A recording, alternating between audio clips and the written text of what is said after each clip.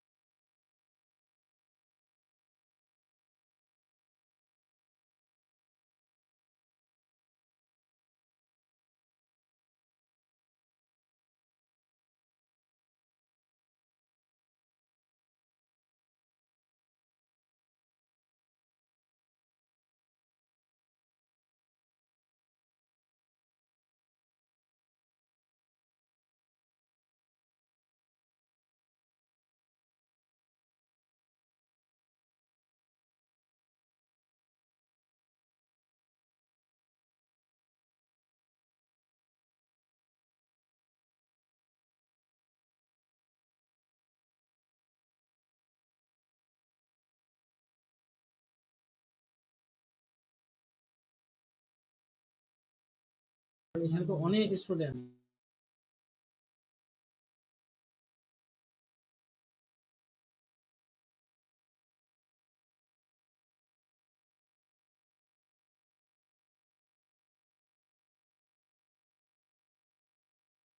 এই যে পাঞ্জাবি লাগাই আসছি, দেখা যায়? শুনতে পাচ্ছ? শুনতে পাচ্ছ? ওরা কি কমেন্টস করতে পারে না? আজকে ক্লাসে শিক্ষার্থী কম নাকি? ওকে, দেখা যায় কিনা সেটা বলো, না দেখলে হইব? তোমাদের না হয় ও লিখতেছো দেখি। ওকে ওকে, আছি, মাঝারি ধরনের আছি। শান্তা বেগম আছি, ভালোই আছি। ওকে, শোনো, একটু পরে মাগরিবের আজান দিবে, তার আগে তোমাদের সাথে দেখা করতে আসলাম। ক্লাস একটু পর শুরু হবে। ওয়ালাইকুম আসসালাম রেবেকা ইসলাম বিথি।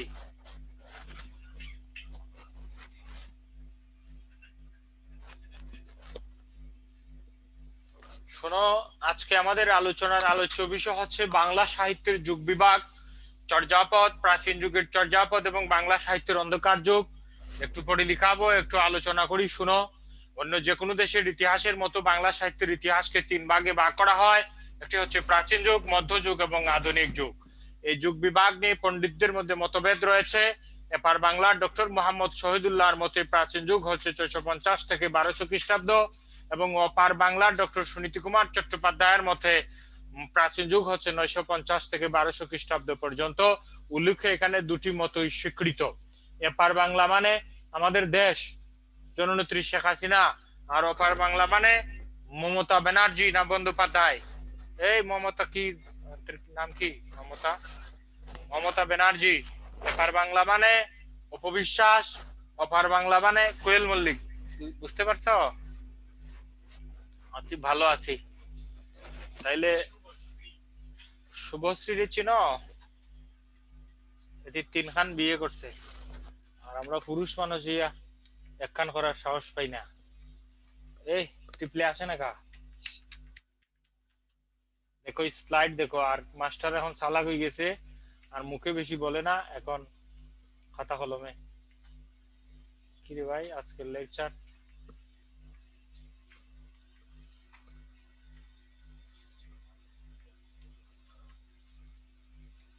বাংলা সাহিত্যের যুগ বিভাগ লিখো। বাংলা সাহিত্যের যুগ বিভাগ লিখো, আন্ডারলাইন করো। বাংলা সাহিত্যের যুগ বিভাগ। আমার শীত একটু বেশি, ঠিকই বলছো। শীতের দিন শীত লাগবে না? তোমরা তো খেতার নিচে কম্বলের নিচে ঘুমায় ঘুমায় ক্লাস করো, আমাদের তো আসতে হয়। পারভেজ রনি লিখো লিখো। বাংলা সাহিত্যের যুগ বিভাগ। আমার কথা শুনে শুনে লিখো লিখো লিখো। বাংলা সাহিত্যের ইতিহাস প্রায় 1300 বছরের পুরনো। আমার কথাটা শুনে শুনে লিখো। বাংলা সাহিত্যের ইতিহাস প্রায় 1300 বছরের পুরনো। বাংলা সাহিত্যের ইতিহাস প্রায় 1300 বছরের পুরনো। লিখছো লিখছো লিখছো।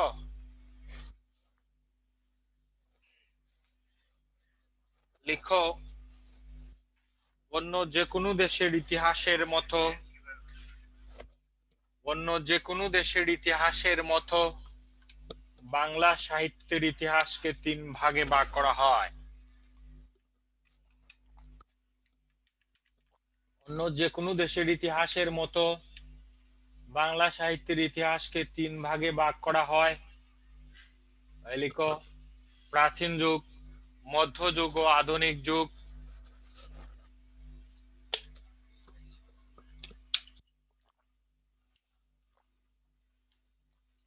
আইফোন লিখছো? আইফোন লিখছো?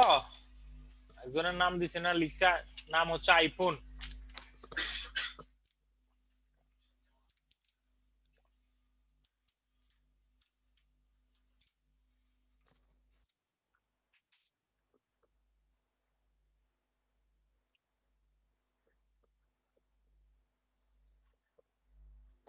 লেখো। মধ্যযুগের প্রকারভেদ। প্রাচীন যুগ, মধ্যযুগ, আধুনিক যুগ।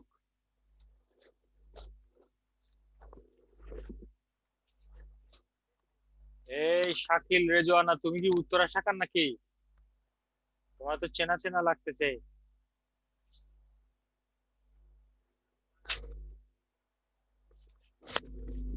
দেখে যেন মনে হয় চিনি হাড়ে। লিখছো লিখছো। মধ্যযুগের প্রকারভেদ: অন্ধকার যুগ, প্রাক চৈতন্য যুগ, চৈতন্য যুগ, চৈতন্য পরবর্তী যুগ।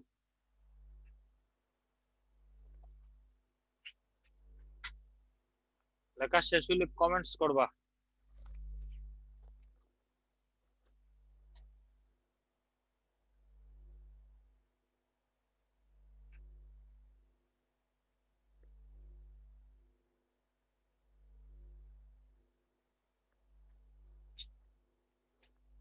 শাকিল রেজওয়ানা, ওয়ালাইকুম আসসালাম। ক্লিয়ার দেখতে পাচ্ছ না? এই যে দেখো, পর্দা ফালানো ছিল তো। মাঝারি ধরনের আছি। শাকিল রেজওয়ানা মোটামুটি ভালো আর কি, মন্দের ভালো। কারণ করোনা ভাইরাস সব শিক্ষা প্রতিষ্ঠানে হান্দাইছে তো, যার ফলে দেখা যাচ্ছে নি ভাই।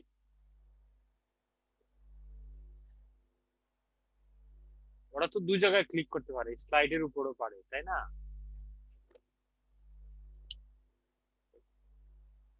ঝর্ণা আক্তার মাত্র আসছো, ক্লাসও আমাদের মাত্র শুরু হয়েছে। লিখো। মাগরিবের আজান দিলে আমারে বইলো, আমাদের মুয়াজ্জিন জুবাইর ভাইও আজান দিবে একটু পরে।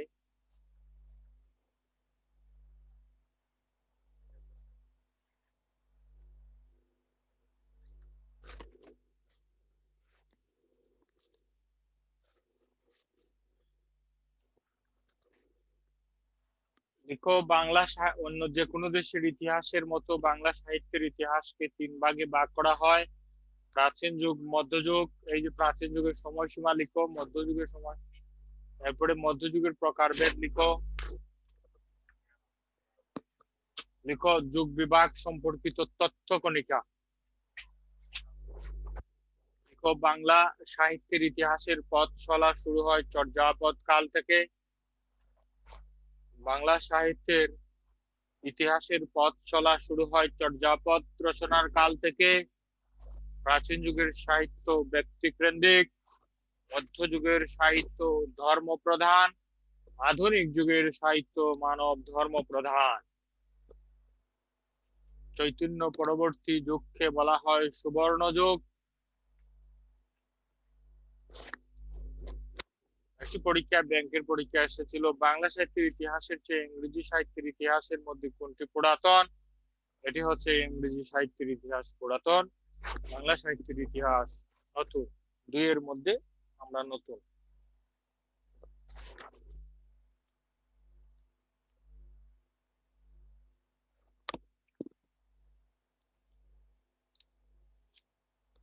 লিখো লিখো লিখো।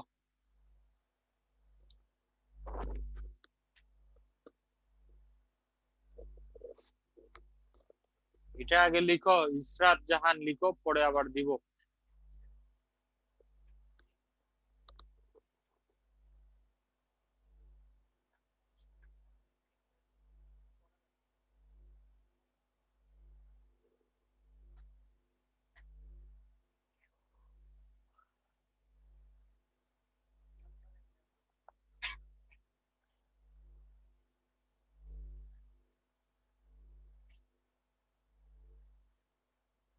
বাংলা সাহিত্যের ইতিহাসের পথ চলা শুরু হয় চর্যাপদ কাল থেকে। প্রাচীন যুগের সাহিত্য ব্যক্তিকেন্দ্রিক, মধ্যযুগের সাহিত্য ধর্মপ্রধান, আধুনিক যুগের সাহিত্য মানব ধর্ম প্রধান। চৈতন্য পরবর্তী যুগকে বলা হয় সুবর্ণ যুগ। বাংলা সাহিত্যের ইতিহাসের চেয়ে ইংরেজি সাহিত্যের ইতিহাস পুরাতন।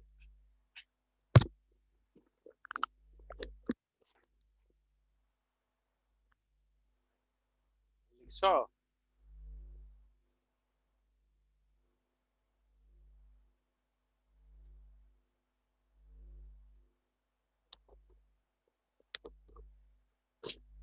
একজনের লিখছে হয়ে গেছে স্যার। হয়ে গেছে কি? লিখবার লেখা শেষ, কি হইয়া গেছে? ওকে, ইসরাত জাহান, তানিশা, শান্তা বেগম, তারপরে হচ্ছে সাথী, শাকিল রেজওয়ানা, রাবেয়া ইসলাম বিথি, ডান স্যার লেখা। ওকে, খাইরুন নাহার। ওকে, সামনে বাড়ি।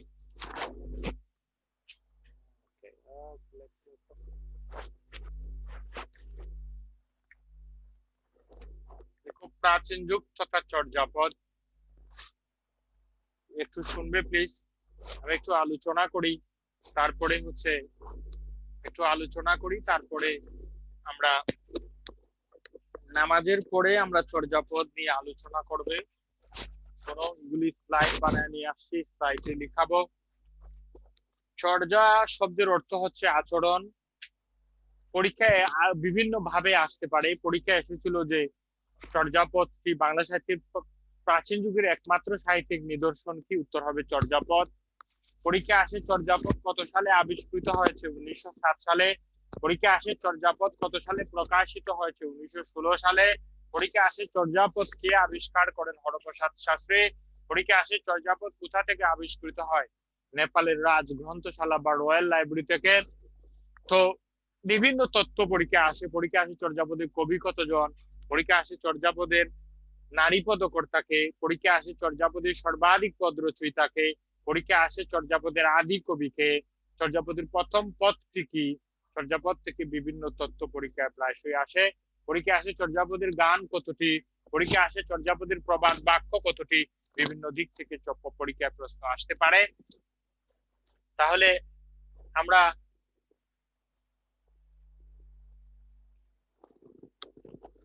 আমরা এগুলি নিয়ে একটু আলোচনা করব নামাজের পরেই।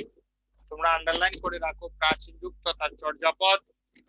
তো আমাদের দেশে এখানে যেহেতু অনেক জায়গা থেকে ক্লাস করে, সিলেট থেকে, চট্টগ্রাম থেকে, ময়মনসিংহ, রাঙ্গামাটি, খাগড়াছড়ি, বান্দরবন, তো এজন্য সিলেট এবং চট্টগ্রাম এলাকায় নামাজের সময় হয়ে গেছে মনে হয়, ঢাকাতে একটু পরে হয়। 15-20 মিনিটের বিরতি, নামাজের পরে আমরা এটা নিয়ে আলোচনা করবো। অসংখ্য ধন্যবাদ। মাগরিবের নামাজ পড়ে আসো। ঠিক আছে, তোমাদের কোনো জিজ্ঞাসা আছে?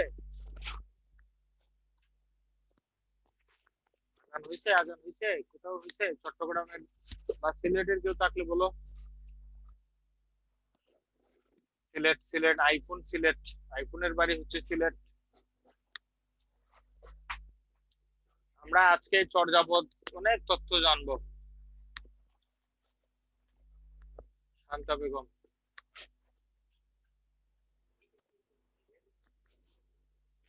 সিলেট কোথায় বাড়ি? রহিম, আইফোন, আইফোনের বাড়ি সিলেট কোথায়? বাড়ি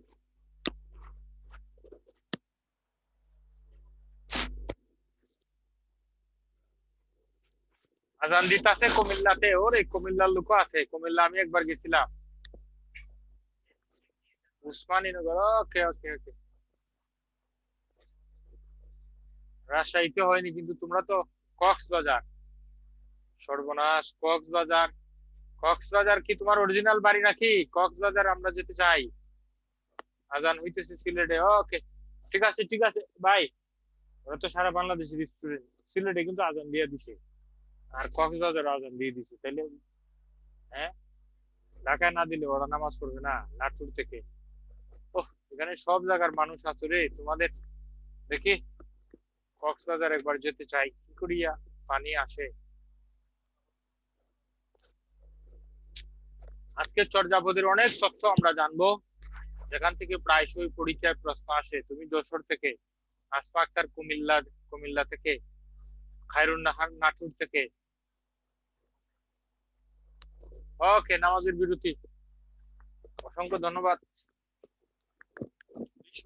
20 মিনিট পর আসবা। 15 মিনিট, 15 মিনিট দিলাম।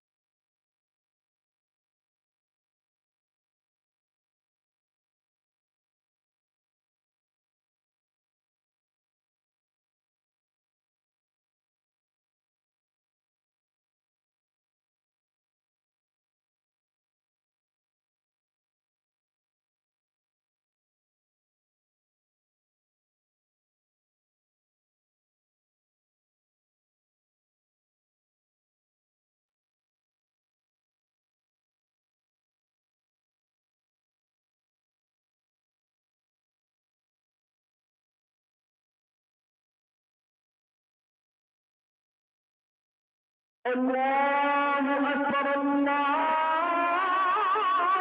أكبر الله أكبر الله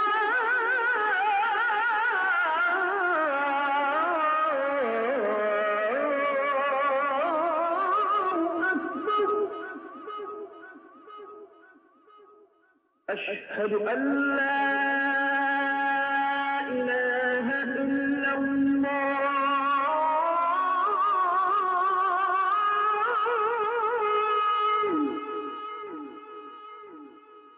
أشهد أن لا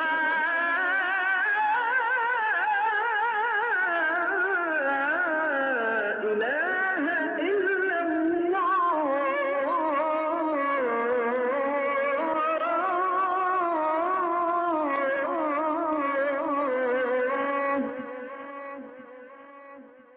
أشهد أن محمدا رسول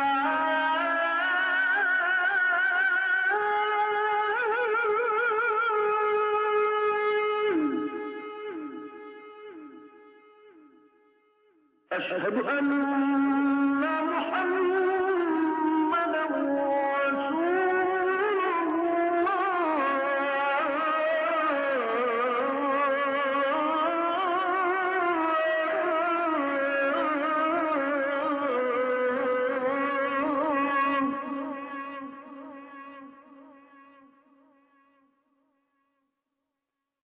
حي على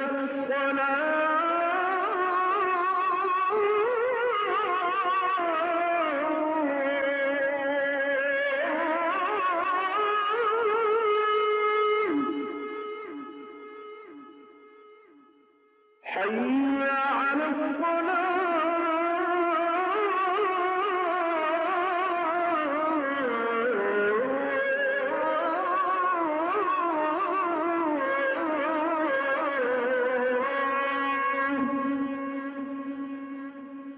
حي على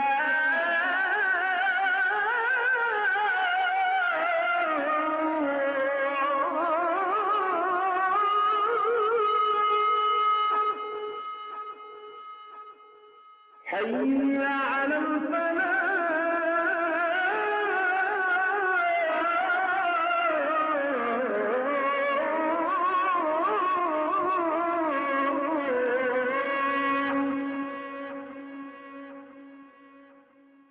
الله أكبر الله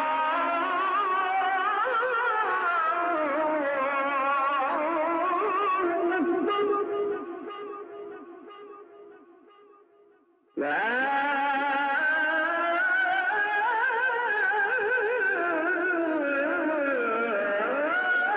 إله إلا الله اللهم رب هذه الدعوة التامة والصلاة القائمة آت محمدا الوسيلة والفضيلة والدرجة الرفيعة وابعثه مقاما محمودا الذي وعدته وارزقنا شفاعته يوم القيامة إنك لا تخلف الميعاد. بسم الله الرحمن الرحيم لا أقسم بيوم القيامة ولا أقسم بالنفس اللوامة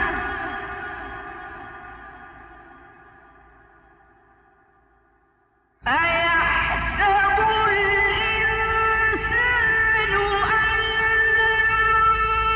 نجمع عظامه بلى قادرين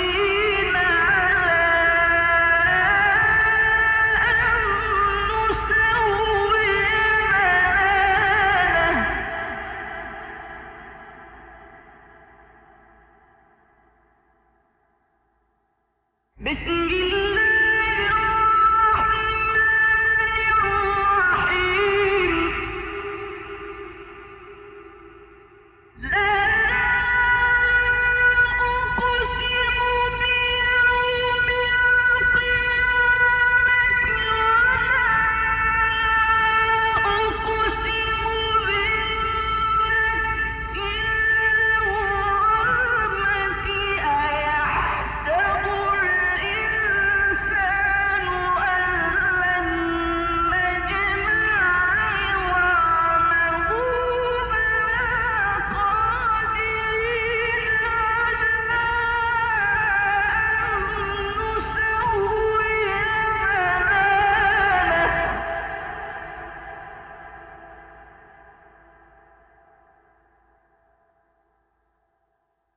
بسم الله الرحمن الرحيم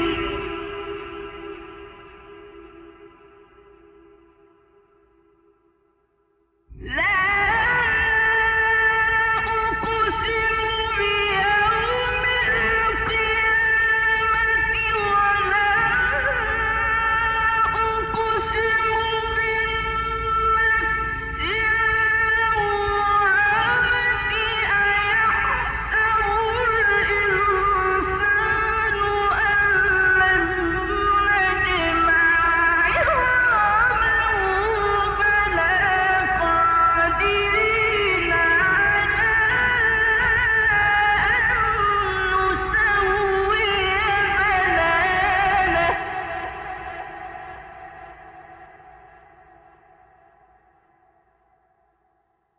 بل يريد الإنسان ليفجر أمامه يسأل أيان يوم القيامة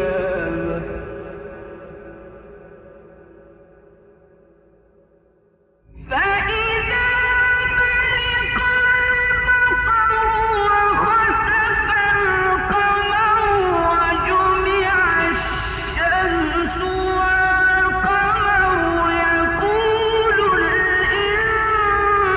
الإنسان يومئذ أين المفر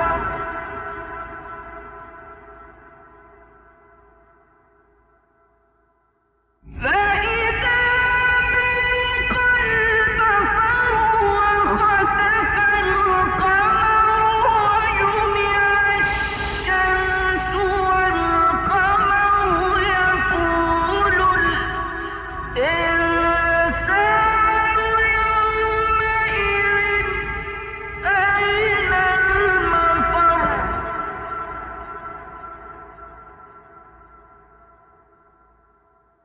فإذا برق البصر وخسف القمر وجمع الشمس والقمر يقول الإنسان يومئذ أين المفر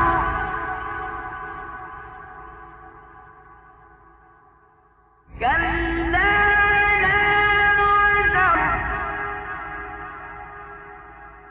إلى ربك يومئذ المستقر ينبأ الإنسان يومئذ بما قدم وأخر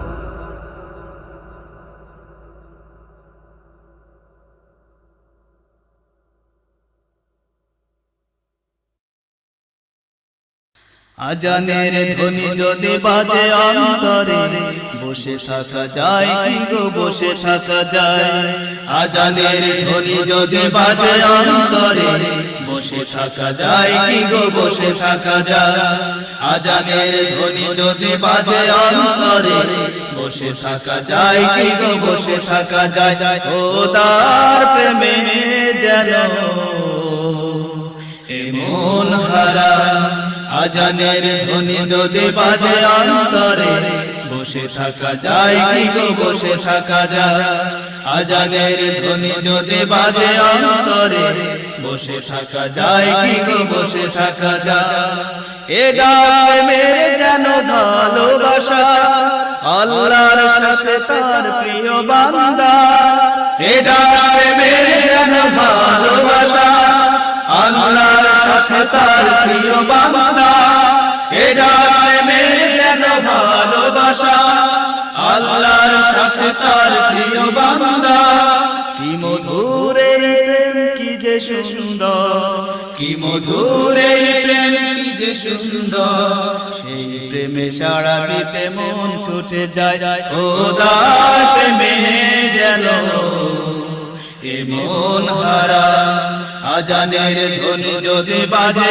অন্তরে বসে থাকা যায় কি গো বসে থাকা যায় আজানের ধ্বনি যদি বাজে অন্তরে বসে থাকা যায় কি গো বসে থাকা যায় আল্লাহর প্রেমে যেন প্রেমিক যারা সেই ডাকে হয়ে যায় মাতোয়ারা আল্লাহর প্রেমে যেন প্রেমিক যারা সেই ডাকে হয়ে যায় মাতোয়ারা আল্লাহর প্রেমে যেন প্রেমিক যারা সেই ডাকে হয়ে যায় মাতোয়ারা সিজদায় সিজদায় হয় অবনত সিজদায় সিজদায় হয় অবনত উৎসব জাগে যেন মনের পাড়ায় খোদার প্রেমে যেন এ মন হারা আজানের ধ্বনি যদি বাজে অন্তরে বসে থাকা যায় কি গো বসে থাকা যায় আজানের ধ্বনি যদি বাজে অন্তরে বসে থাকা যায় কি গো বসে থাকা যায় খোদার প্রেমে যেন হে মন হারা আজানের ধ্বনি যদি বাজে অন্তরে বসে থাকা যায় কি গো বসে থাকা যায় আজানের ধ্বনি যদি বাজে অন্তরে বসে থাকা যায় কি গো বসে থাকা যায় খোদার প্রেমে যেন হে মন হারা।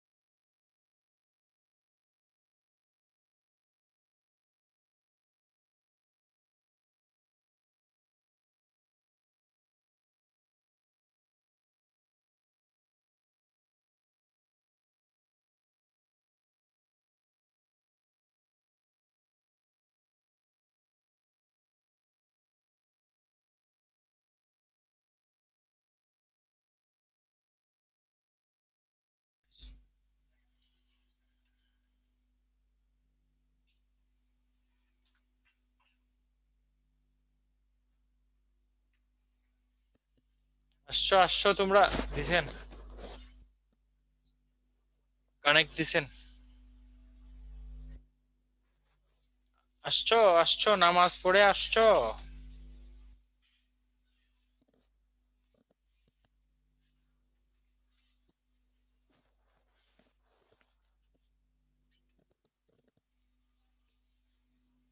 ওকে,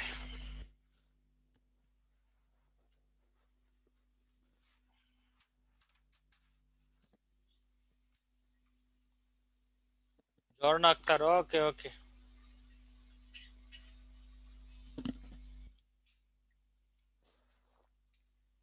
দেখছো কারবারটা, আইরিন আক্তার কয় স্যার আপনারে আজকে লেজি মনে হচ্ছে, আস্তাগফিরুল্লাহ।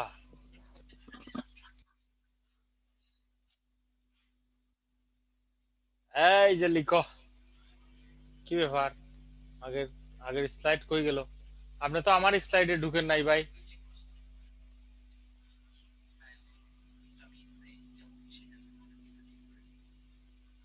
হায় হায় রে ভাই, আমি তো আবার মুখ দিয়ে, জোয়ার ভাই আমার পেন ড্রাইভে যে ছিল এটা ঢুকেন নাই স্লাইডে, এটা তো এরকম ছিল না তো। যাক, মুখ দিয়ে বলতে হবে মনে হয়, আজকে একটু ফাঁকিবাজি করার চেষ্টা করছিলাম কিন্তু।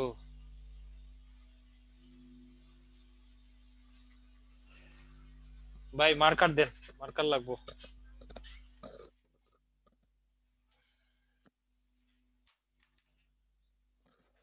মার্কার নাই ভাই, পাইছি পাইছি। একটু লিখো, একটু লিখো, একটু লিখো। আমার স্লাইড তৈরি করে আনছিলাম, এটা হয়তো কি হয়ে গেছে।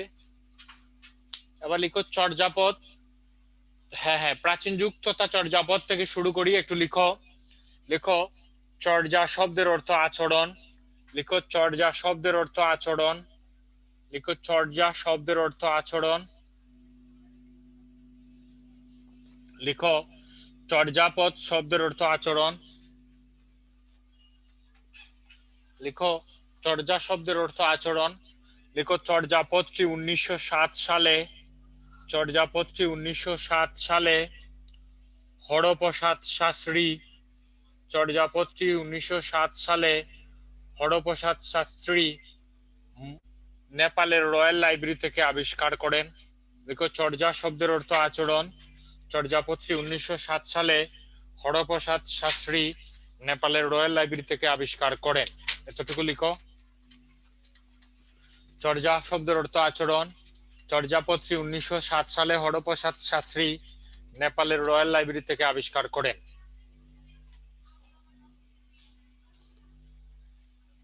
লিখছো?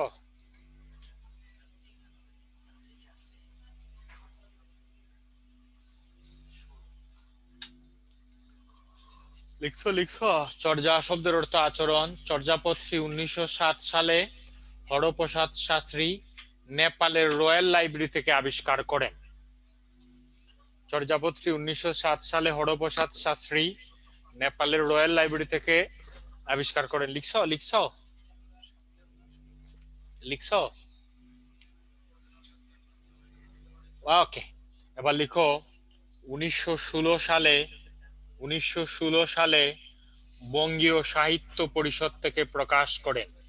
বঙ্গীয় সাহিত্য পরিষদ থেকে প্রকাশ করেন। তাহলে চর্যাপদ কত সালে প্রকাশিত হয়?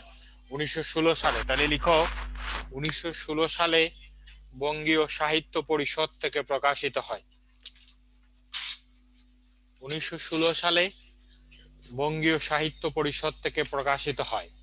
লিখো 1916 সালে বঙ্গীয় সাহিত্য পরিষদ থেকে প্রকাশিত হয়। চর্যাপদটি 1907 সালে হরপ্রসাদ শাস্ত্রী নেপালের রয়্যাল লাইব্রেরি থেকে আবিষ্কার করেন। 1916 সালে বঙ্গীয় সাহিত্য পরিষদ থেকে প্রকাশিত হয়। লিখছ?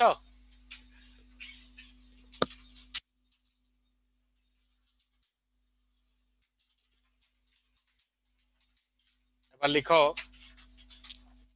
এবার তাইলে পরীক্ষা যদি আসে চর্যা শব্দের অর্থ কি বলবা? আচরণ। পরীক্ষা যদি আসে চর্যাপদ কত সালে আবিষ্কৃত হয়? লিখবা 1907 সালে। পরীক্ষা যদি আসে চর্যাপদে কে আবিষ্কার করেন? লিখবা হরপ্রসাদ শাস্ত্রী। পরীক্ষায় যদি আসে কত সালে প্রকাশিত হয়? 1916 সালে। কোথা থেকে প্রকাশিত হয়? বঙ্গীয় সাহিত্য পরিষদ থেকে। এবার লিখো চর্যাপদটি হাজার বছরের পুরনো বৌদ্ধ গান ও দোহা নামে প্রকাশিত হয়। চর্যাপদটি হাজার বছরের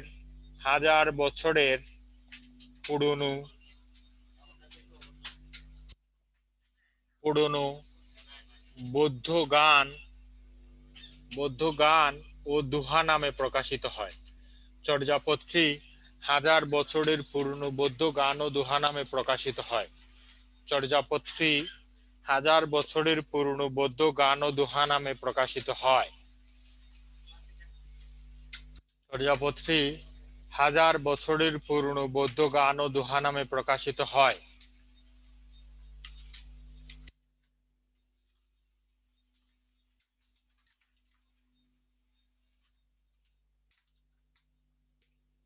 লিখছো পারছো না? ওকে রাসেল। চর্যাপদ কত সালে আবিষ্কৃত হয়? 1907 সালে। কত সালে প্রকাশিত হয়? 1916 সালে। কোথা থেকে প্রকাশিত হয়? বঙ্গীয় সাহিত্য পরিষদ থেকে। কি নাম দিয়া? হাজার বছরের পুরনো বৌদ্ধ গান ও দোহা নামে প্রকাশিত হয়। ওকে, এবার লিখো চর্যাপদের সাথে হাজার বছরের পুরনো বৌদ্ধ গান ও দোহার সাথে চর্যাপদের সাথে হাজার বছরের পুরনো বৌদ্ধ গান ও দোহা গ্রন্থে ষড়হপাদ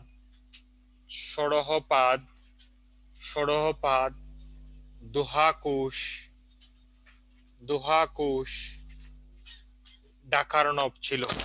চর্যাপদের সাথে আর কি কি ছিল? ভাই ড্রাফটারটা কোথায়? মোছার জন্য নাই নাকি? চর্যাপদের সাথে আর কি কি ছিল? ষড়হপাদ, দোহাকুশ, ডাকার্ণব।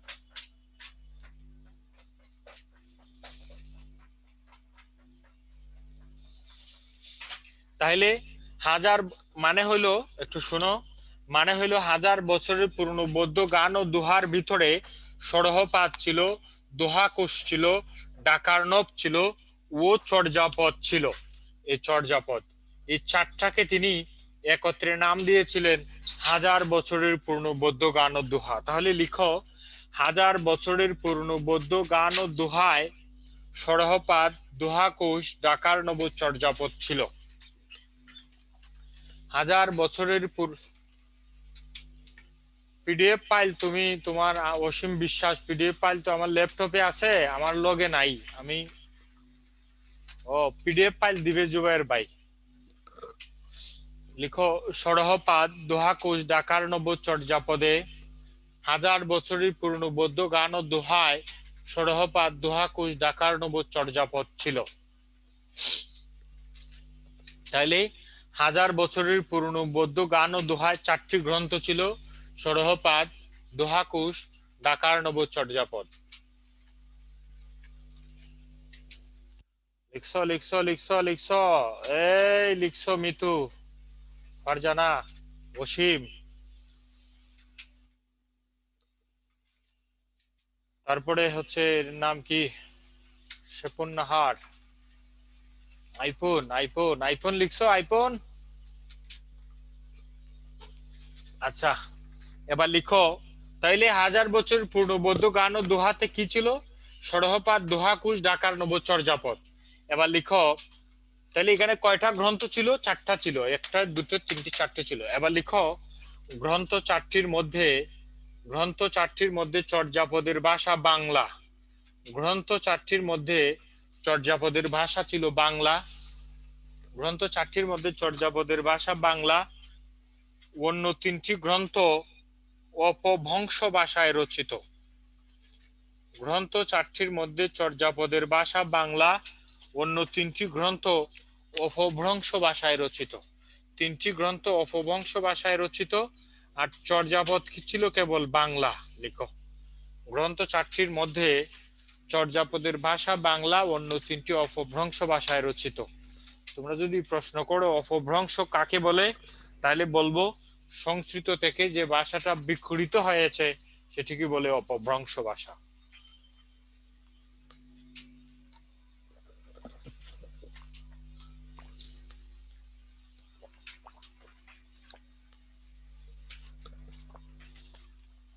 গ্রন্থ চারটির মধ্যে চর্যাপদের ভাষা বাংলা, আর বাকিগুলো অপভ্রংশ ভাষায় রচিত।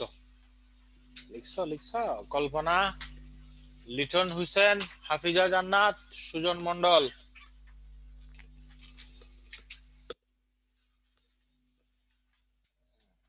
খায়রুন নাহার।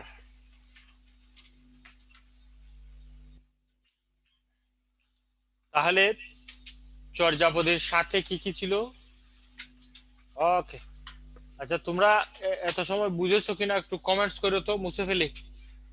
মুছবো।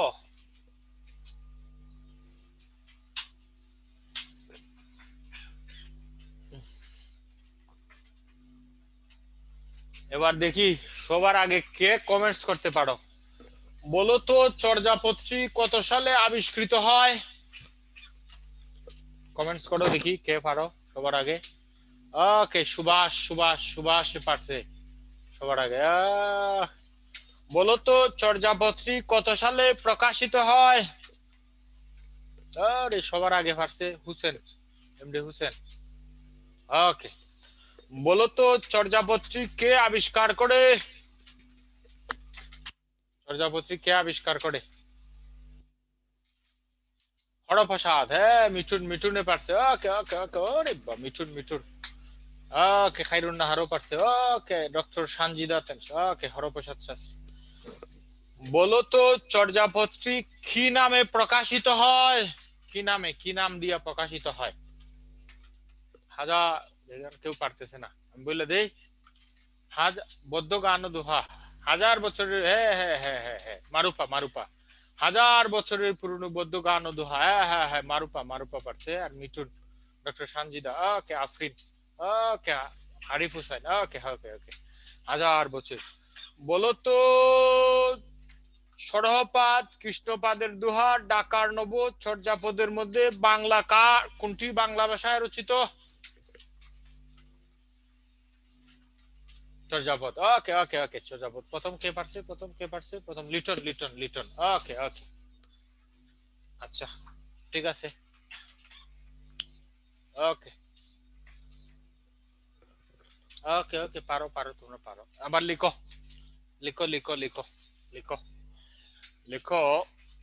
লিখো চর্যাপদে 23 জন, মতান্তরে 24 জন কবি আছেন। চর্যাপদে 23 জন, মতান্তরে 24 জন কবি। সুনীত কুমার চট্টোপাধ্যায়ের মতে 23 জন, আর ডক্টর মোহাম্মদ শহীদুল্লাহর মতে 24 জন। লিখো প্রাপ্ত পদ সংখ্যা 46.5টি, মানে কিছু পদ হারাইয়া গেছে, তো হারাইয়া রইছে 46.5টি। তাইলে 23 জন মতান্তরে 24 জন কবি রয়েছে, প্রাপ্ত পদ সংখ্যা 46.5টি। এবার লিখো গান রয়েছে 51টি গান। লিখো প্রবাদ বাক্য রয়েছে 6টি। তাইলে চর্যাপদে 23 জন, মতান্তরে 24 জন কবি রয়েছে, প্রাপ্ত পদ রয়েছে 46.5টি, গান রয়েছে 51টি, প্রবাদ বাক্য রয়েছে 6টি। দেখছো, একজন হইছে আজকে স্যারের কবির মতো দেখা যাচ্ছে। আরে ভাই, একটু কবি ভাব আর কি।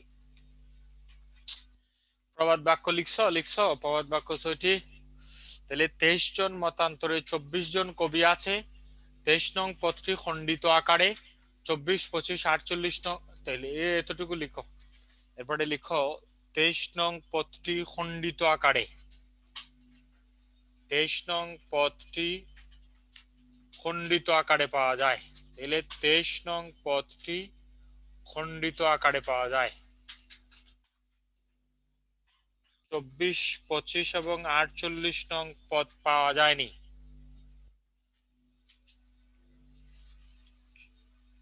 24, 25 এবং 48 নং পদ পাওয়া যায়নি। আসসালামু আলাইকুম, ভালো আছেন স্যার? 23 নং পদটি খণ্ডিত আকারে 24, 25, 48 নং।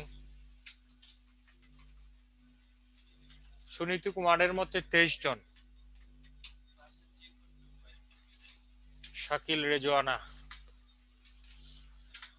তাইলে চর্যাপদে 23 নং পদটি খণ্ডিত আকারে 24, 25, 48 নং পদ পাওয়া যায়নি। তাইলে খেয়াল করো স্যার, 23 নং পদটি অর্ধেক পাওয়া গেছে। আর তোমরা একটু বলো তো, বলো, এদিকে তাকাও, আমার দিকে তাকাও, এদিকে আমার দিকে তাকাও, মানে বুঝার জন্য। স্যার আমার দিকে তাকাইবার ওষুধ কোনো উদ্দেশ্য নাই, এদিকে তাকাও, বলো 23 নং পদটি অর্ধেক পাওয়া গেছে, 24, 25, 48 নং পদ পাওয়া যায়নি। তাহলে এখানে 3টি আর এখানে অর্ধেক, 3.5টি মিলাইলে 46.5-এর সাথে 3.5 মিলালে মোট কতটা হয়? তাহলে চর্যাপদের মোট পদ কতটা? বলো মোট পদ কতটা হবে? তোমরা বলো, এখানে 3.5টি আর এখানে 46.5টি, মোট কতটা হবে? ওকে ওকে, মিতুন মিতুন, ফারজানা, ফারজানা লেখছে 49। কেমনে 49 হয় ফারজানা? এই অর্ধেক এখানে দিলাম, তো 47, 48, 49, 50। দেখছো 3.5টা আর 46.5টায় 49টা হয়। আমার কেউ 20 খাওয়াই আমারও।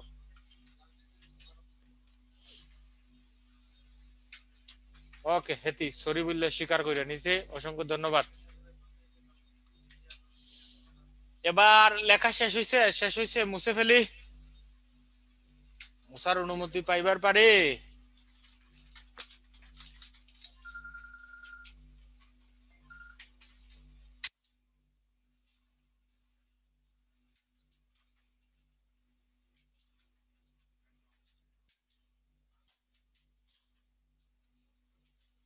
ওকে, এবার প্রশ্ন করার পালা। বলো তো চর্যাপদে গান কতটি? গান গান কতটি? উল্টা পাল্টা বলবো। ওকে ওকে, 51টি। 51টি, ঠিক আছে ঠিক আছে। ওরে ওরে বাবা, পারো তো দেখা যায়। বলো তো চর্যাপদে প্রাপ্ত পদ কতটি? প্রাপ্ত পদ, প্রাপ্ত পদ 46.5টি। ওকে ওকে ওকে। বলো তো চর্যাপদে মোট পদ সংখ্যা কতটি? ওকে ওকে, ওরে ওরে, আফরিন আফরিন আফরিন, তারপরে শান্তা, মিঠুন, মিতু, ওকে ওকে, অসংখ্য ধন্যবাদ। রেবেকা ইসলাম, ওকে। উর্মি উর্মি, ওকে। বলো তো চর্যাপদে অর্ধেক পাওয়া গেছে কোন পদটি যেন? ওকে ওকে ওকে, খায়রুন নাহার, ওকে। সুভাষ, ওকে ওকে। সুজন, শান্তা, ওকে, ধন্যবাদ ধন্যবাদ ধন্যবাদ। বলো তো মুঠোই পাওয়া যায়নি কোন কোন পদ? এবার বলো, মুঠোই পাওয়া যায়নি 24, 25। ওকে ওকে, প্রথমে লিখেছে খায়রুন নাহার, ওকে ওকে ওকে, ধন্যবাদ ধন্যবাদ। 2 নম্বরে লিখছে ডাক্তার সানজিদা, শেপুন নাহার, ওকে। ইতি, মেহেরুন, শান্তি, ওকে। শান্তা, উর্মি, ওকে ওকে ওকে। আইফোন, ওকে, ঠিক আছে। লেখো লিখো চর্যাপদের প্রাচীনতম কবি সবরপা। চর্যাপদের প্রাচীনতম কবি সবরপা, এটা লিখো। চর্যাপদের প্রাচীনতম কবি সবরপা। লিখো চর্যাপদের আদি কবি লুইপা। প্রাচীনতম কবি সবরপা, আদি কবি লুইপা। লিখছো লিখছো? প্রাচীনতম কবি সবরপা, আদি কবি লুইপা। লিখো চর্যাপদের প্রাচীনতম কবি সবরপা, আদি কবি লুইপা। লিখো দ্বিতীয় সর্বাধিক, লিখো চর্যাপদের সর্বাধিক পদ রচয়িতা কান্নুপা। চর্যাপদের সর্বাধিক পদ রচয়িতা কান্নুপা। তার রচিত পদ সংখ্যা 13টি। তার রচিত পদ সংখ্যা 13টি। চর্যাপদের সর্বাধিক পদ রচয়িতা কান্নুপা, তার রচিত পদ সংখ্যা 13টি। লিখো চর্যাপদের দ্বিতীয় সর্বাধিক পদ রচয়িতা বুসুকুপা। তার রচিত পদ সংখ্যা 8টি। চর্যাপদের প্রাচীনতম কবি সবরপা, আদিকবি লুইপা, আদিকবি লুইপা, সর্বাধিক পদ রচয়িতা কান্নুপা, তার রচিত পদ সংখ্যা 13টি। দ্বিতীয় সর্বাধিক পদ রচয়িতা বুসুকুপা, তার রচিত পদ সংখ্যা 8টি। তার রচিত পদ সংখ্যা 8টি। 8টি লিখছ লিখছ লিখছ।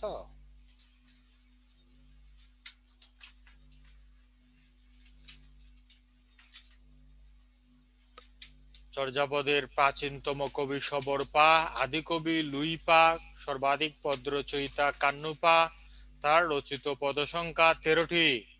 দ্বিতীয় সর্বাধিক পদ রচয়িতা বুসুকুপা, তার রচিত পদ সংখ্যা 8টি। লিখছ লিখছ আজনাবি, লিখছ আজনাবি।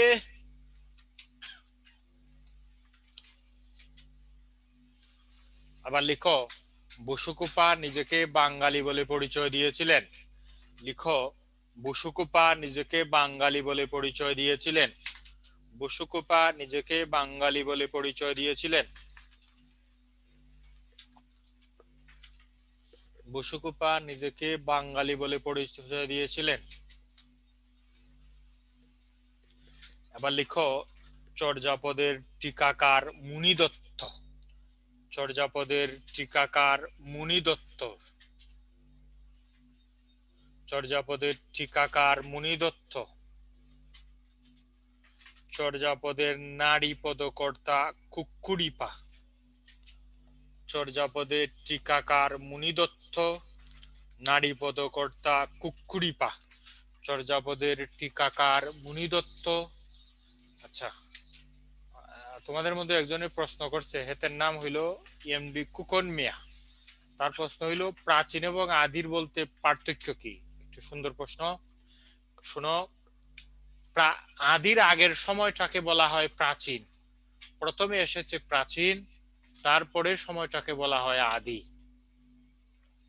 বলা হয় তাকে লুইপার গুরু ছিলেন, বস ছিলেন সবর। উনার অনেক আগে উনি জন্মগ্রহণ করেছিলেন এবং সেই সময়টাকে বলা হয় প্রাচীন কাল। প্রাচীন কালের পর আসছে আদিকাল। আশা করি বুঝতে পেরেছ খোকন মিয়া। আদির সিনিয়র হইল প্রাচীন। খোকন বুঝছো? বুঝছো? এই খোকন ঢুকছে, ঢুকছে মাথায় ঢুকছে।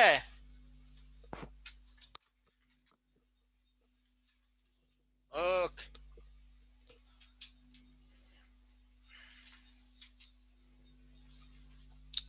এই শুনো, চর্যাপদের টিকাকার মুনি দত্ত, নারী পদকর্তা হইল কুক্কুরিপা। কুক্কুরিপা নারী পদকর্তা কে? কুক্কুরিপা নারী।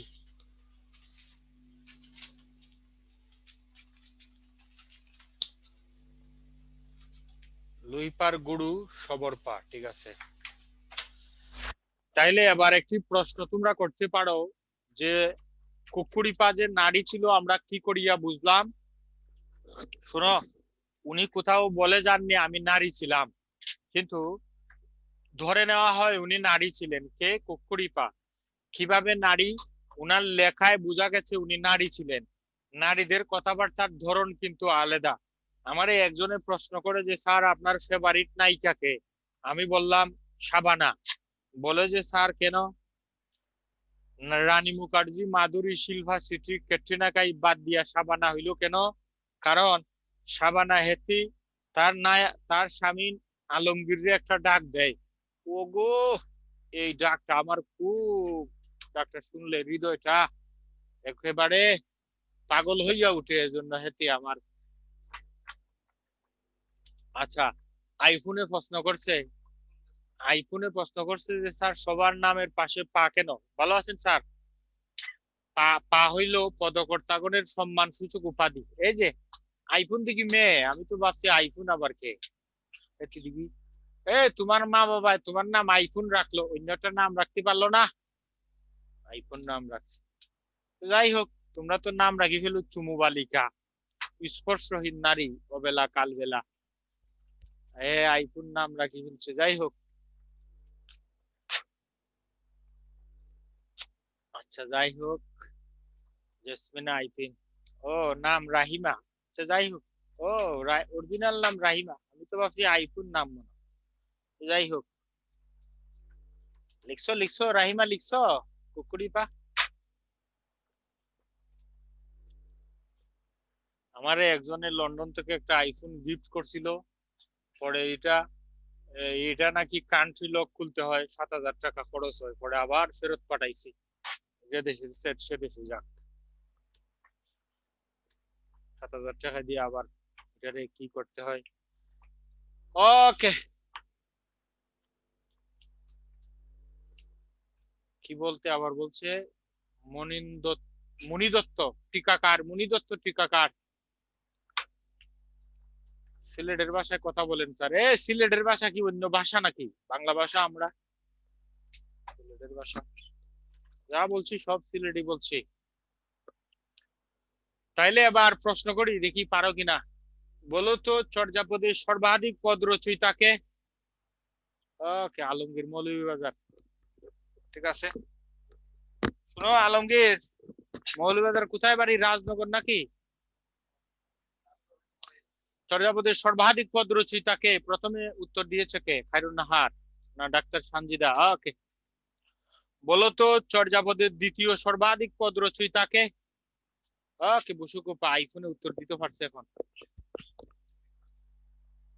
বলো তো, বলো তো চর্যাপদের আদি কবিকে? আদি কবি, আদি কবি লুইপা, লুইপা। ওকে ওকে, এবার আমরা স্লাইডে যাই, বাকিগুলো আছে। চর্যাপদের ভাষা,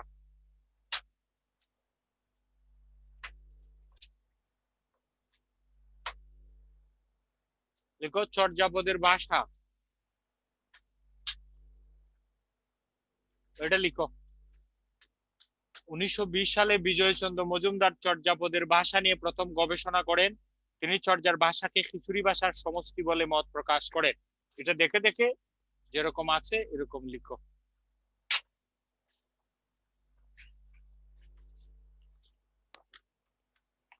লেখা শেষ হলে আওয়াজ দিও।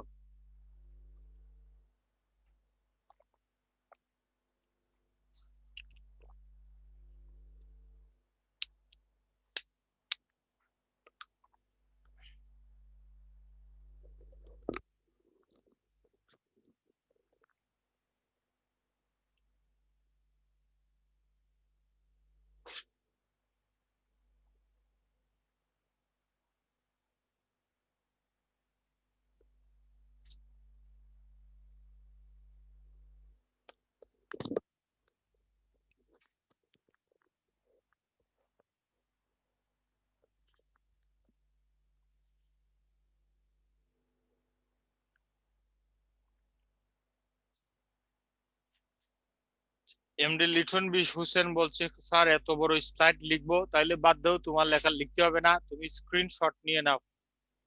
তুমি তো দেখতেছি আমার চেয়েও বড় অলস।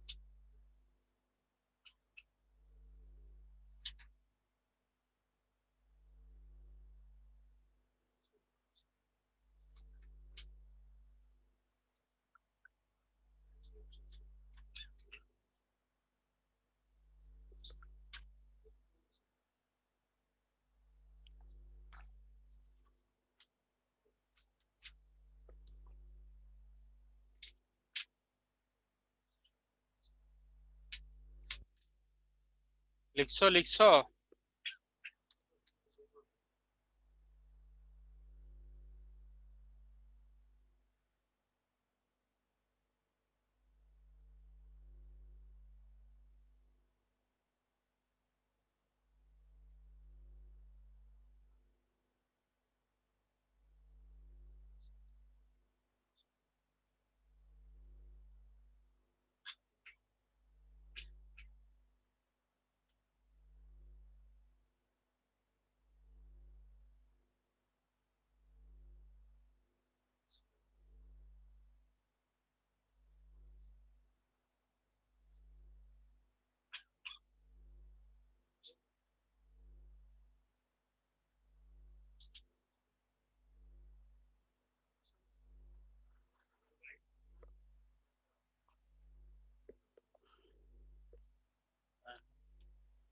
লিখছো লিখছো?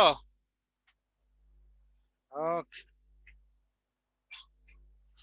ডক্টর সুনীতি কুমার প্রথম চর্যাপদের তিব্বতী অনুবাদ সংগ্রহ করেন। তিব্বতী অনুবাদের নাম কীর্তিচন্দ্র। ডক্টর প্রবোধ চন্দ্র বাগচী চর্যাপদের তিব্বতী অনুবাদ সংগ্রহ করে 1938 সালে প্রকাশ করেন।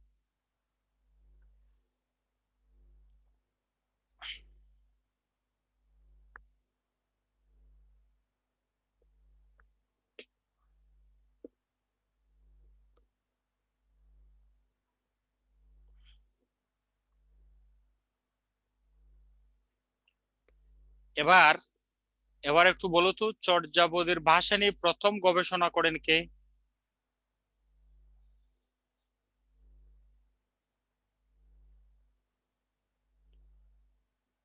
কত সালে? কে গবেষণা করেন কত সালে?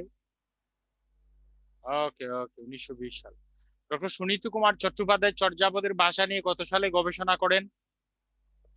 ডক্টর সুনীতি কুমার চট্টোপাধ্যায়ের ভাষা নিয়ে 1926 সালে। ওকে ওকে।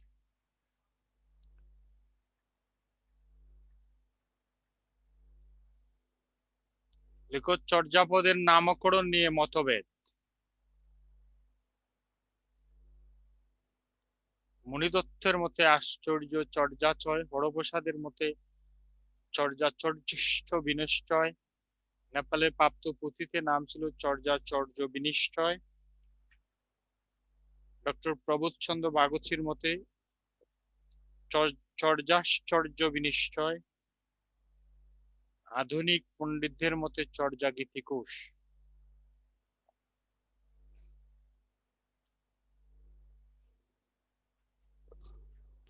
লিখো।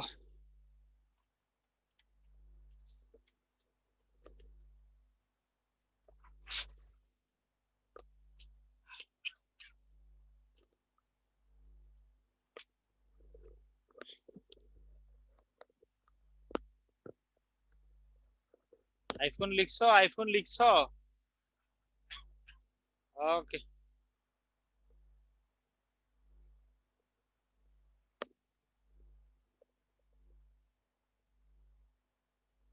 এগুলি মনে রাখার হয়ে এলো, বেশি বেশি পড়তে হবে, পড়লেই মনে থাকবে।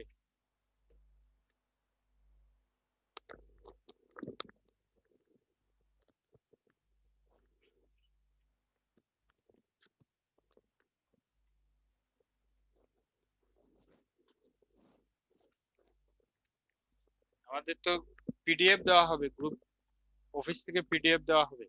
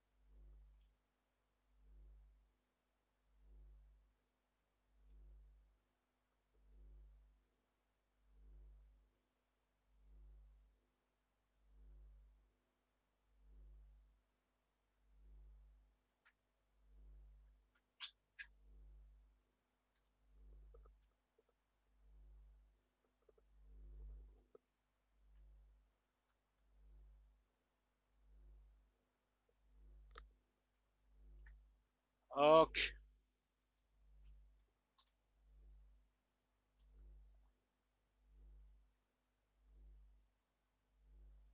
চর্যাপদ সম্পর্কিত তথ্য কণিকা লিখো, গুরুত্বপূর্ণ তথ্য কণিকা।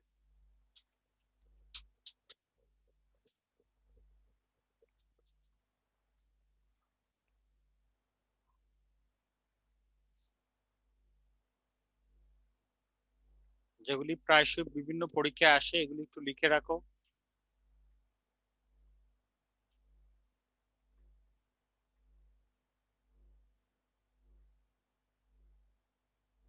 লিখো চর্যাপদ রচনা শুরু হয় পাল যুগে।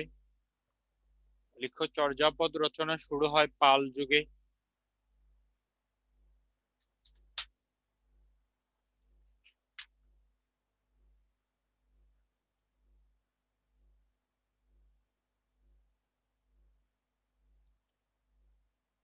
তারপরে লিখো পা হলো পদকর্তাগণের সম্মানসূচক উপাধি।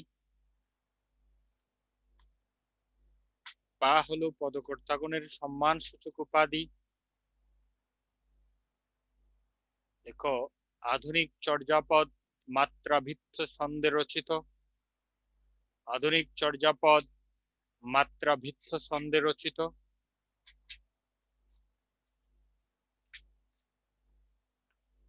লিখো নবচর্যা গীতিগুলো নেপাল থেকে সংগ্রহ করেন ডক্টর শশীভূষণ দাশগুপ্ত। নব্যচর্যা গীতিগুলো নেপাল থেকে সংগ্রহ করেন ডক্টর শশীভূষণ দাশগুপ্ত।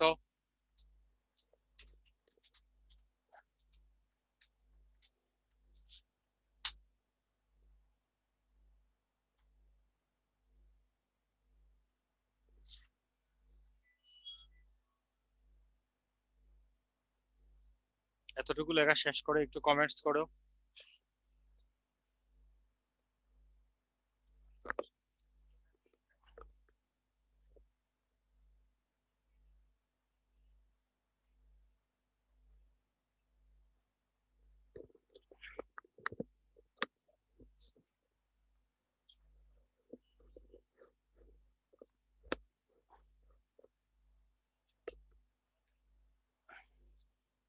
ওকে,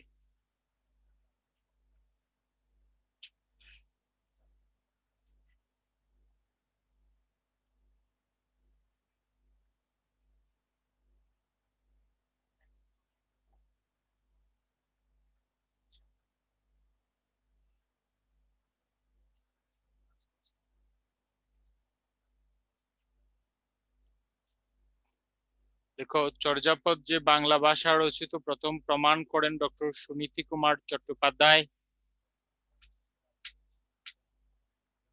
লিখো পাল রাজবংশের আমলে চর্যাপদ রচনা শুরু হয়।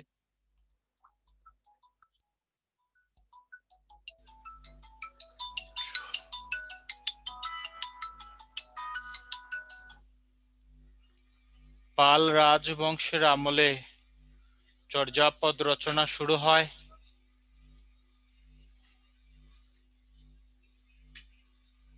লিখো হরপ্রসাদ শাস্ত্রীর মতে লুইপা আদিকবি।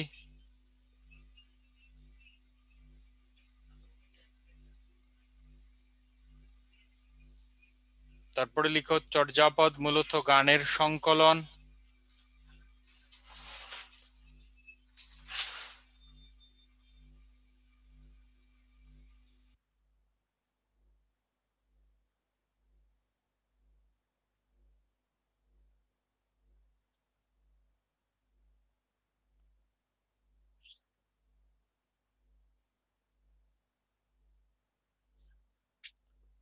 তারপরে লিখো সবরপা চর্যাকর। আপনা মাংসে হরিণী বৈরী লাইনটি কোন সাহিত্যের অন্তর্ভুক্ত চর্যাপদ? আপনা মাংসে হরিণী বৈরী কথাটার মানে হচ্ছে আপন মাংসের জন্যই হরিণ সকলের শত্রু। আপন মাংসের জন্যই হরিণ সবার শত্রু।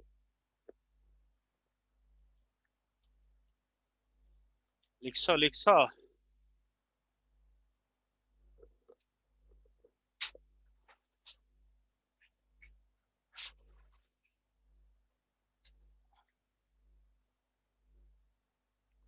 মিতু লিখছো? মিতু, শিবহানি, জেসমিন, শান্তা, রেবেকা, ইসলাম, বিথি।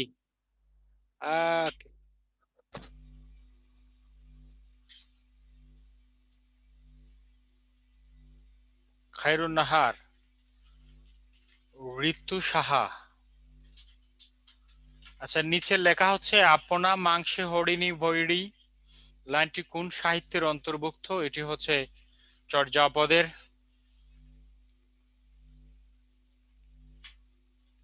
রেবা ইসলাম বিথি, ওকে ওকে।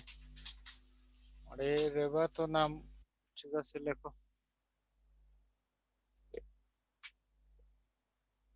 পরিণীতা বিশ্বাস, ওকে। পরিণীতা একটা উপন্যাস আছে শরৎচন্দ্র চট্টোপাধ্যায়ের।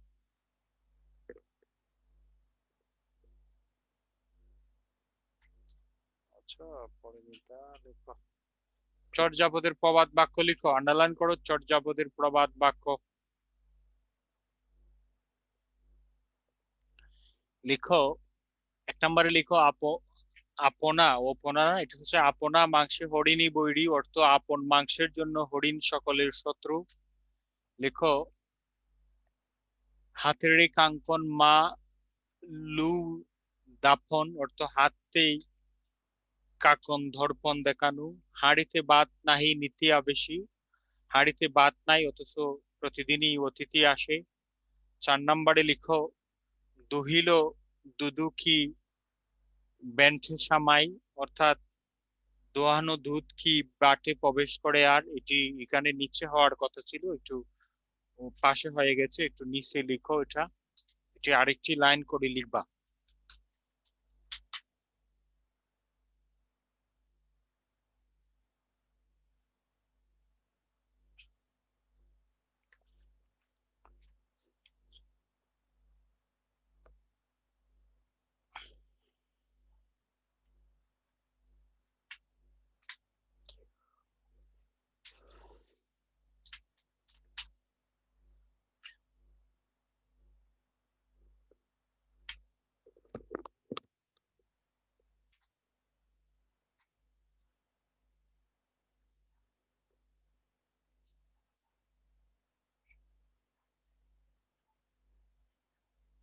এখনই ছেড়ে দিই বলবো। আমি তো ধরে রাখতে চাই না ভাই, সারার জন্য আমার অস্থির হৃদয়, তাই না? ঠিক আছে, শোনো, আজকে আমাদের সেমিনার আছে পেজ থেকে, তাই না? তোমরা তোমাদের বন্ধু এবং বান্ধবী সহ, মা বাবা সহ আমাদের সেমিনারটা দেখবে। আমাদের শাহরিয়ার স্যার, মুন্না স্যার, আর কি জিয়া, আমাদের উপব্যবস্থাপনা পরিচালক জিয়াউল ইসলাম জিয়া স্যার, সবাই আজকে কেমনে শর্টকাট রাস্তায় সফল হওয়া যায় এই বুদ্ধি তোমাদের শেখাইয়া দিবে। তোমরা সেমিনারে থাকবা সন্ধ্যা 7 ঘটিকায়।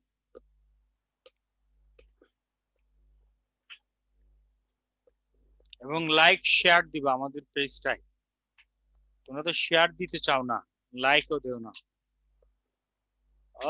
ওকে, লেখা কি শেষ হইয়াছে? শেষ হয়েছে। খায়রুন নাহার, পরিণতা মেয়ে দত্তা।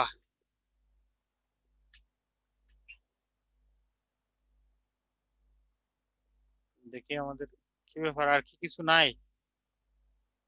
যাচ্ছে না কেন? ও লিখো বাংলা সাহিত্যের অন্ধকার যুগ। লিখো বাংলা সাহিত্যের অন্ধকার যুগ, আন্ডারলাইন করো বাংলা সাহিত্যের অন্ধকার যুগ। স্লাইডটা আসেনি যদিও, আমার কথা শুনে শুনে লিখো। ও রাবিয়া ইসলাম বিথি, একটু বাকি ছিল, আগে বলবা না? এই যে নাও, আইফোন লিখতে পারছো? আইফোন, ওকে। দেখো কি ছবি দিছে আমাদের, অন্ধকার যুগ মানে অন্ধকার দিয়ে দিছে আমাদের। জুবাইর ভাই হচ্ছে সৃজনশীল মানুষ। লেখো 4 নম্বরটা হইলো, এই দেখো 4 নম্বরটা হচ্ছে দহিল দুধু কি বেন্ঠে সামাই, দোয়ানো দুধ কি বাটে প্রবেশ করে। একবার যখন দুধ দোহানো হয় এটি তো আর বাটে প্রবেশ করে না। হাড়িত বাত নাই নীতি আবেশী, অর্থ হাড়িতে বাত নাই পাহাড়ে বাড়ি, হাঁড়িতে কোনো ভাত নাই, অভাব অনটন, কিন্তু দুদিন পর পরই মেহমান আসে আর কি, অতিথি আসে।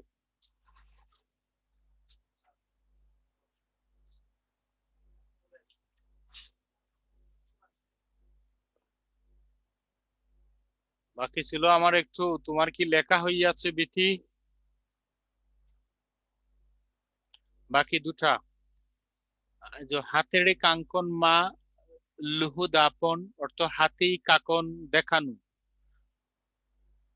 আপনা মাংসে হরিণী বৈরী, অর্থ হচ্ছে আপন মাংসের জন্য হরিণ সবার শত্রু।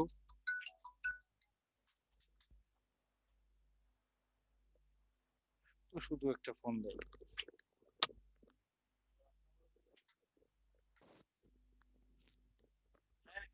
বলেন বলেন স্যার, একটু ফোন ধরতে চাই না, আমরা তো অফিস করি এমনি রবিবার। বলেন স্যার, জরুরি কিছু?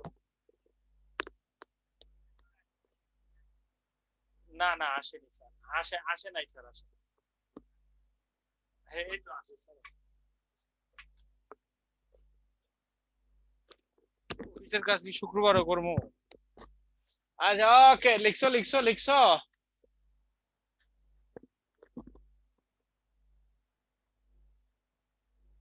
গুরুত্বপূর্ণ চারটা দিলাম আর কি। লিখো বাংলা সাহিত্যের অন্ধকার যুগ। লিখো বাংলা সাহিত্যের অন্ধকার যুগ, লিখো।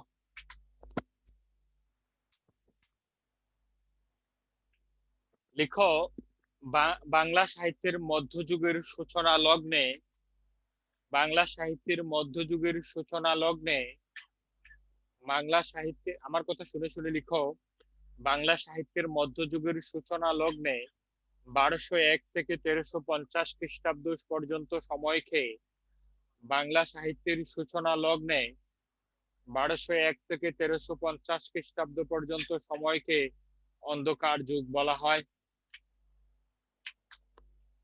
শাকির রেজওয়ানা লিখছো লিখছো? খুলনা, খুলনা, ওকে। তার বাড়ি খুলনা, উত্তরা ব্রাঞ্চে ক্লাস করে, এতে চিনতে পারছি। লিখছো লিখছো?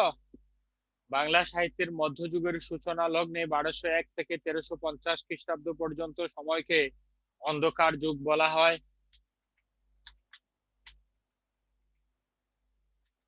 দাড়ি, দাড়িতে লিখো, এ সময় বঙ্গদেশের কবিগণ, এ সময় বঙ্গদেশের কবিগণ, এ সময় বঙ্গদেশের কবিগণ, এ সময় বঙ্গদেশের কবিগণ তুর্কি আক্রমণকারীদের ভয়ে, এ সময় বঙ্গদেশের কবিগণ তুর্কি আক্রমণকারীদের ভয়ে, এ সময় বঙ্গদেশের কবিগণ তুর্কি আক্রমণকারীদের ভয়ে বঙ্গদেশ থেকে নেপালে শরণার্থী হয়েছিলেন বলে মনে করা হয়।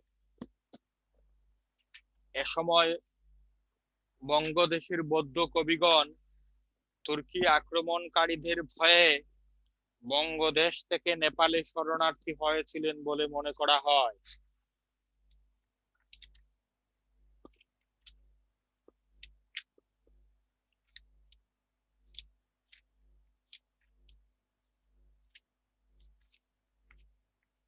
এ সময় বঙ্গদেশের বৌদ্ধ কবিগণ বঙ্গদেশ থেকে নেপালে শরণার্থী হয়েছিলেন বলে মনে করা হয়।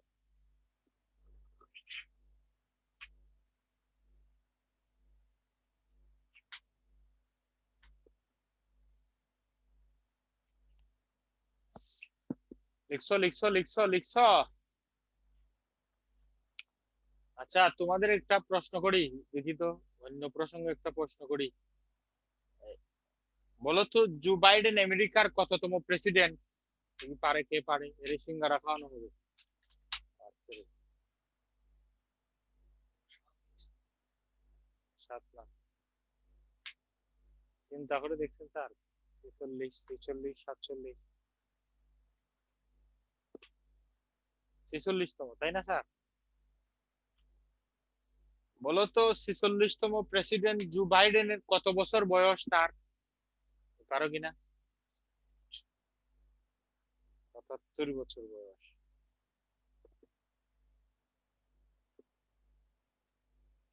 বলো তো কমলা হ্যারিস কততম ভাইস প্রেসিডেন্ট?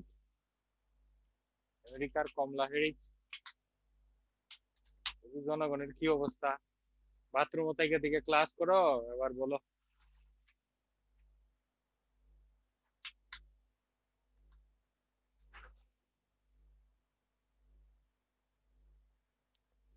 ও 49তম ভাইস প্রেসিডেন্ট, 49তম প্রথম নারী, মার্কিন নারী ভাইস প্রেসিডেন্ট কমলা দেবী হ্যারিস। এবার লিখো অন্ধকার যুগের, কোথায় গেলেন ভাই? আমার লাইট গেলে কোথায়? ডিলিট করে দিছে? হায় হায় রে। লিখো অন্ধকার যুগের সাহিত্যিক নিদর্শন। তোমরা যে অনলাইনে ক্লাস করো বাথরুম তাইকিয়া সব খবর পাই। এই যে লেখো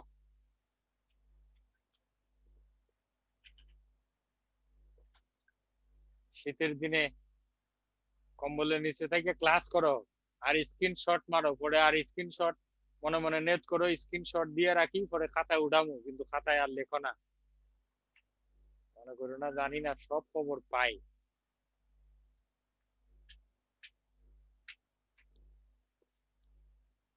অন্ধকার যুগের প্রথম সাহিত্যিক নিদর্শন নাম কি? লিখো তো। অন্ধকার যুগের প্রথম সাহিত্যিক নিদর্শন কি ছিল বলো। যে বলতে পারবা তারে সিঙ্গারা খাওয়ানো হবে, ভার্চুয়ালি খাওয়ানো হবে আর কি।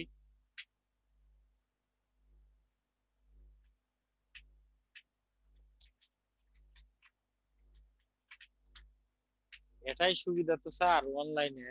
দ্বারা আমি সমস্যা হ্যাঁ, প্রকৃত ফিঙ্গল খাইরুন নাহার। ঠিক আছে, সিঙ্গারা খাইও। ফার্মগেট আসলে খবর দিও, বা শান্তিবাগ আমার বাসায় এদিকে আসতে বইলো। খুলনা তো জায়গা খাওয়ানো যাবে না।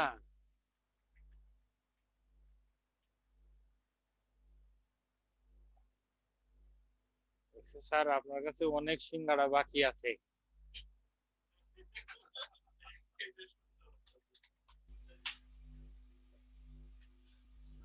নাই নাই, তাহলে অন্ধকার যুগের প্রথম সাহিত্যিক নিদর্শন প্রকৃত ফাইঙ্গল লিখে দিই।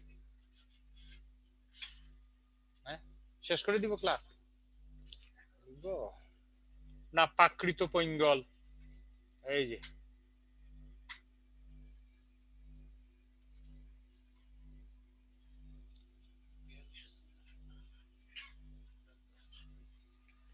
তারপরে আরো আছে শেখ শুভদয়া।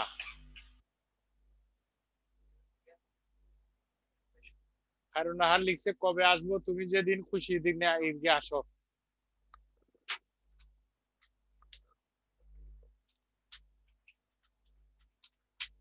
শেখ শুভ দয়া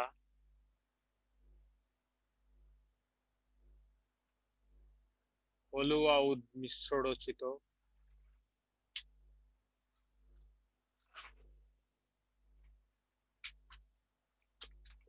অন্ধকার যুগের প্রথম সাহিত্যিক নিদর্শন প্রাকৃত পৈঙ্গল। এটি গীতি কবিতার শাস্ত্র গ্রন্থ।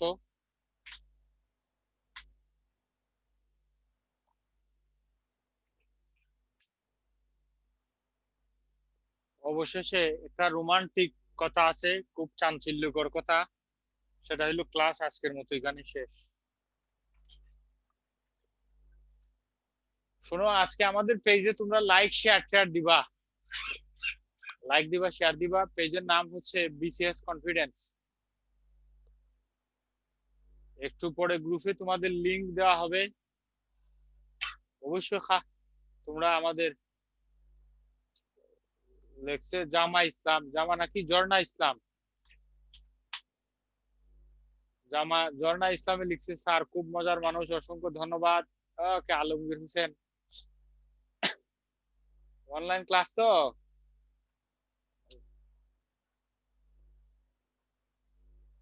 ওকে, অসংখ্য ধন্যবাদ তোমাদের জন্য, ভালোবাসা অবিরাম। শুভ সন্ধ্যা। তাইলে রেখে দিই নাকি?